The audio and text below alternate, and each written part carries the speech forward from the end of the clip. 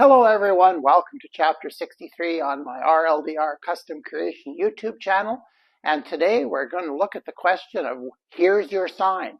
And no, we're not going to take off on the blue collar comedy group, but we are going to learn a little bit about signs. So just stay tuned.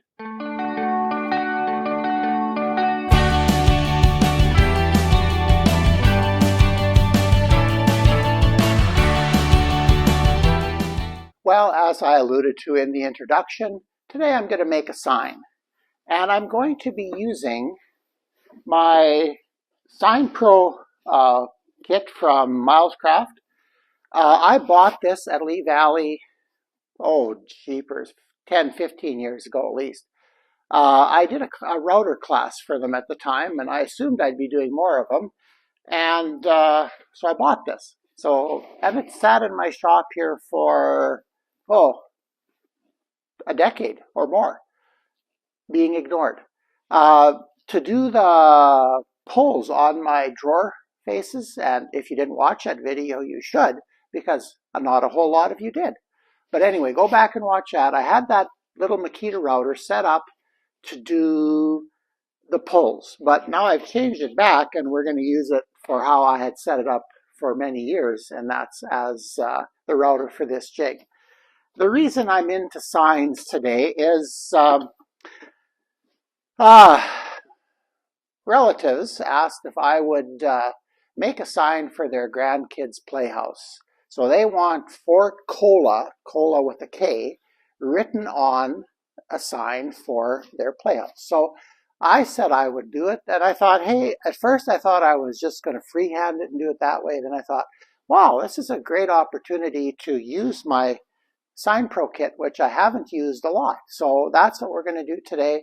I'm not going to spend a lot of time going through the whole kit because there's much better information than I would give you on YouTube already. So just look up Milescraft SignPro and you'll be in.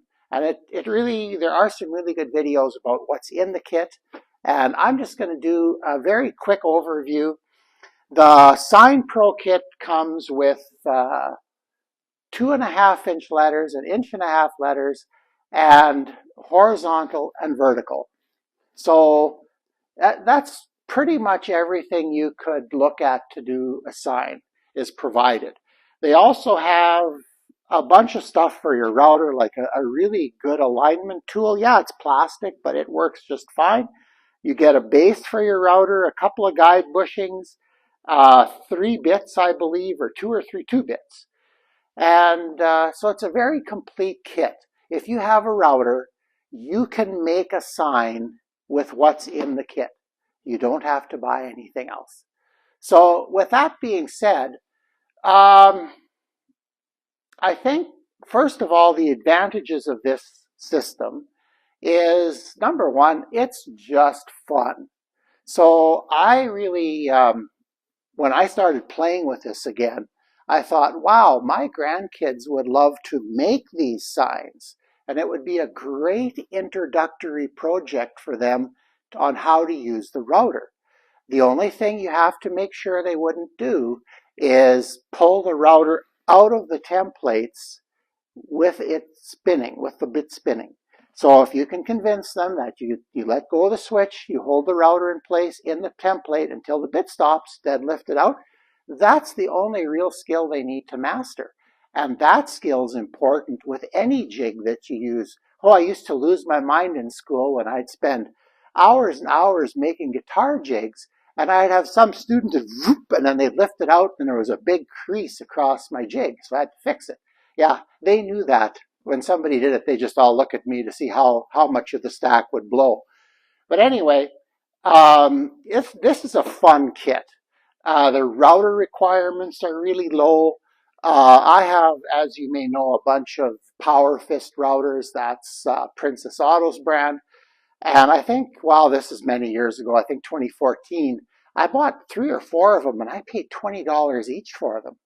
So you could dedicate one router like that. But if you have a router that you use, the base goes on really easily. It aligns really easily. And then the only decision you have to make is how deep you want the cut to go for your lettering. So the requirements for your router, you don't need to buy a fancy $500 router to do this. I would say one disadvantage to this kit is it's very prescriptive. Like the letters line up, they're all the same size, spacing is good. If you want a sign that you can easily read and you don't want to spend a ton of time doing, this is a great kit. But if you're a little artsy, a little creative, you may want to do something else for your signing. But like I said, for the advantage for the younger generation to learn how to use a router, with this template is awesome. So I can see already, maybe at Christmas time, my grandkids might be out here making, putting their names on a board that they can put on their door of their room or something like that. So I have it all in my head already, and I'll show you guys when we get there. So I think we're not going to spend a ton of time talking about this. I've probably spent too much already. We're just going to show you how I set it up and how I use it. So I'll bring you back to show you that. Okay, well, we changed camera angle a little bit. Shooting video by yourself is probably the most difficult thing about this process, but I think we're going to get by today. So this is what's going to be on the sign, and it's going to be in capital letters like this. I don't believe there's a small letter template for this. Correct me if I'm wrong. One of the things you could do, and maybe this mock-up is a good way to look at it. Let's say I missed the alignment. If you would have your sign board maybe an inch or two longer than what you needed, then if you mess up on the alignment, you could measure from each end and you could cut the board so it would be perfectly centered. Just in case, if you have a sign that has to be in a particular space on a board, then make sure you get your alignment correct, okay? Okay, so this is what we're going to do. We're going to set that here. Okay, now I've got started already because I didn't want this video to be an hour long. The SignPro kit comes with this piece, these two pieces, and then it's got two extra rails that you can put in for longer words. It is very important when you're using that kit that all the spaces are occupied. Your letters need to be tight.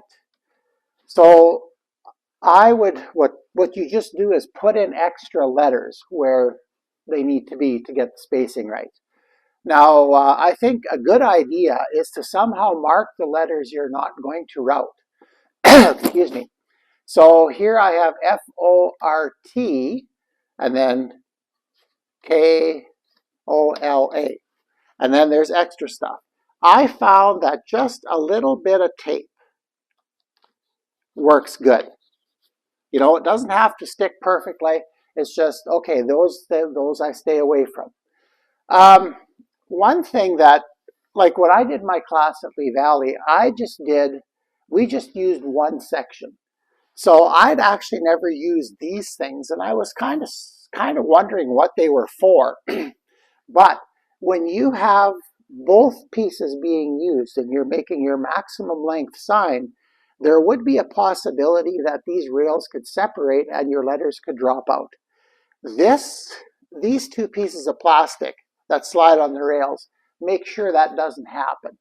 Now, are they going to be a little bit in the way for routing? Yes. So probably what's going to happen is I'm going to keep it close to the base of the router, move it along, and then eventually I'll move it over to the other side. But I want to try to keep these things in the middle so that my sign doesn't come apart. Other than that, one other adjustment to keep things tight. We'll do it on this end. There's a metal clip here with a screw that you can loosen and you can push in to get everything tight. Now, when I did this, I didn't quite get the balance perfectly correct. It would be nice if the center of my two words was right there, but it's not. It's actually here. So I just drew a line, I marked center on the board, and I just aligned it. It's not rocket science. If you know what half is, you're going to be fine. The other thing is this piece here, it is 4 inches.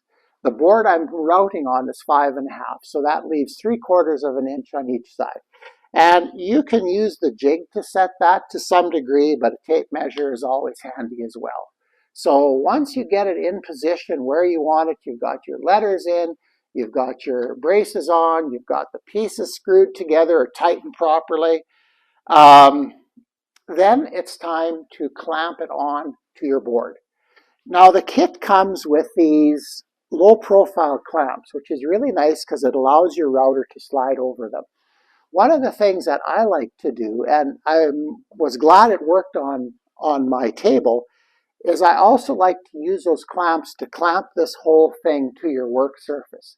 If you do that, the chances of you having things move or feeling you have to hold things and route one-handed go away. So this is going to be nice and stable, and it should work out very, very well. So I took some liberties of setting my router to the right, well, sort of a test depth. I'm not 100% sure if it's going to be right. And this is a second board. That's maybe another good thing to do. If you're making a sign, maybe set up a similar board, maybe some piece of junk, and just do a practice just to make sure everything works. Okay, so I'm going to plug in my router and we're going to make this work. You won't see me during this, but oh well, you've seen me enough. So okay, we're plugging it in, letting it go. Yep, it runs. Okay, so what I'm going to do, this has a really nice system here. This red insert twists and pops out. I hope I've got everything right. It's been a long time since I've used this thing, and I forget exactly how deep I need to go. So this could either work really well or it'll get edited out. Okay, so we're going to start the router. And it's done.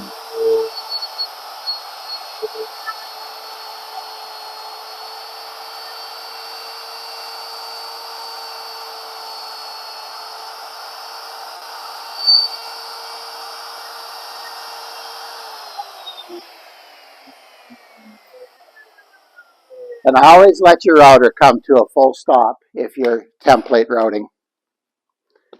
Okay, well, you can't see that, but it's not deep enough. Okay, so we're going to do that again.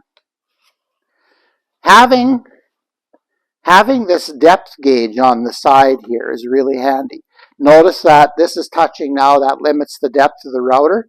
So I'm going to lock this here, kind of being a little bit dangerous here, working with the router still plugged in. And then I'm going to loosen this, okay, and I'm going to go a little bit deeper. With just a bit over 1/8. And I think that should do it. So, let's release it, and let's try it again.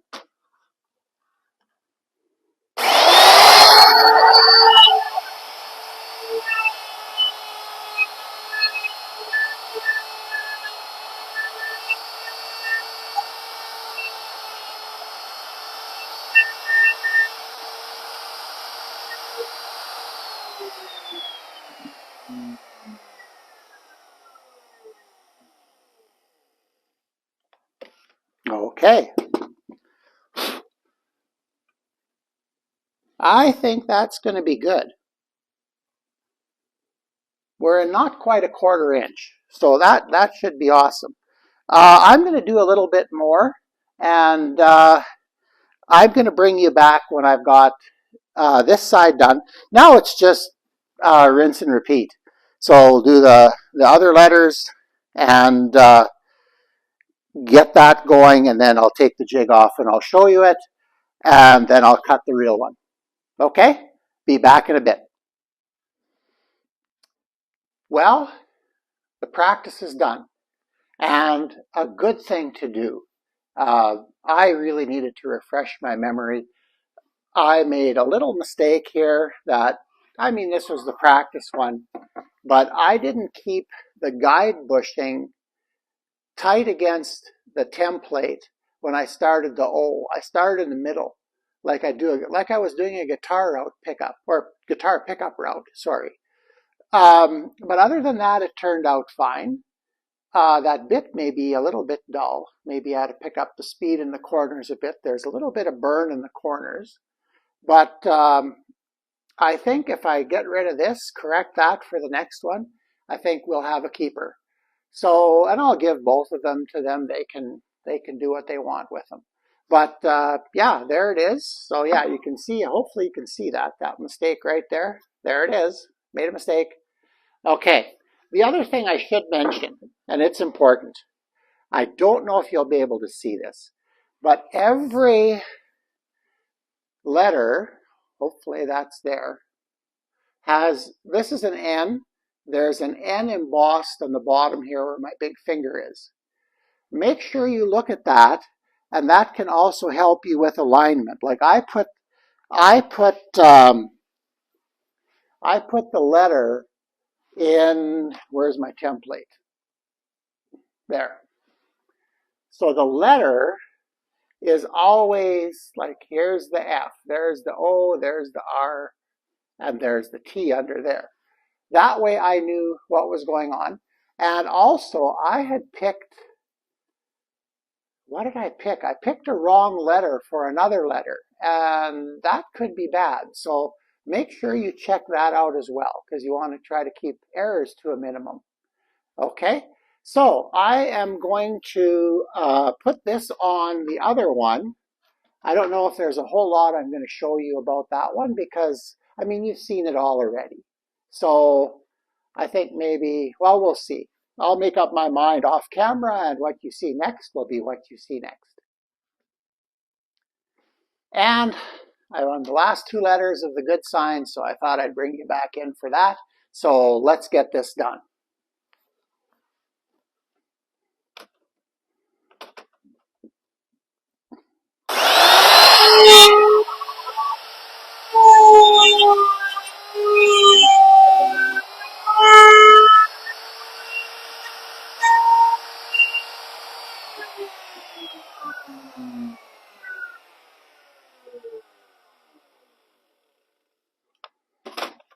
Okay. Got to watch these things. I actually set the router base on one of those. Had to do a letter over again, so not a big deal though.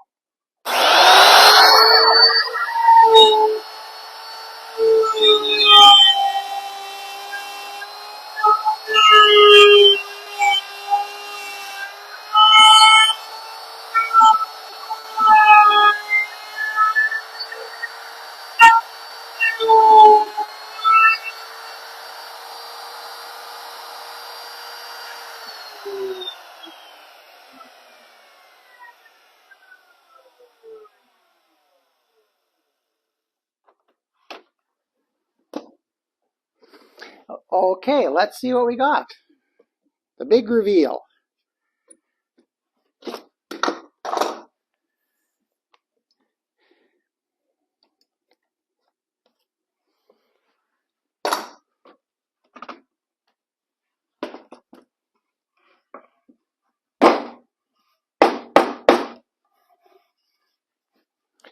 There we go. Oh yeah, I think I can live with that. There's all kinds of things you can do. Here, let's get in frame here. There's all kinds of things you can do, like you could paint this and then route it and then paint it and then plane it off. And there's all kinds of things you can do to make this look different or whatever you'd like to do. So I guess that kind of brings this video to a close. This was fun to make. So, and I've learned that I'm going to make sure that my grandkids get a chance to play with this.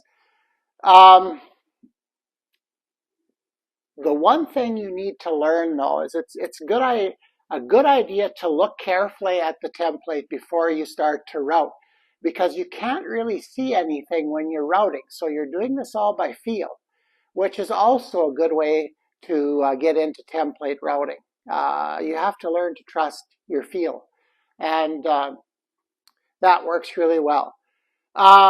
Yeah, like I said, my grandkids will have a part of this in, whenever they want to. And Blaine, next time you need a sign, just come out here and I'll do it with you.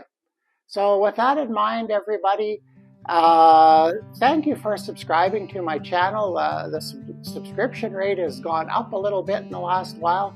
Maybe it's the begging I'm doing at the end that's helping. But yeah, I appreciate that. Let's keep it going. Also, some of my videos are getting watched more, so that's encouraging, because it can get a little bit depressing shooting video after video and maybe gaining 2 subscribers in a month and all that stuff. So yeah, the way to fame and fortune in YouTube is a lot of hard work, unless you've got the magic formula right off the bat, which in woodworking I definitely don't. So, but that being said, this has been fun to do, and I'm not just going to be a turning channel or a guitar channel. Remember, you're going to see what I'm doing, and this is what I had on the agenda for this morning, and I got it done. So, with that in mind, have an awesome week, everybody. This is Wednesday. Chances are, those of you that are looking for more Hub City Turner content, that I shot a whole bunch at the Shell Lake weekend, and I just haven't edited it all together yet, and I'm hoping maybe that I'll do that on the weekend. So that'll be our Friday, Saturday, Sunday, or Saturday, Sunday video. So anyway, with that being said, make your sign. Have an awesome week, everybody. I'll see you on the next video.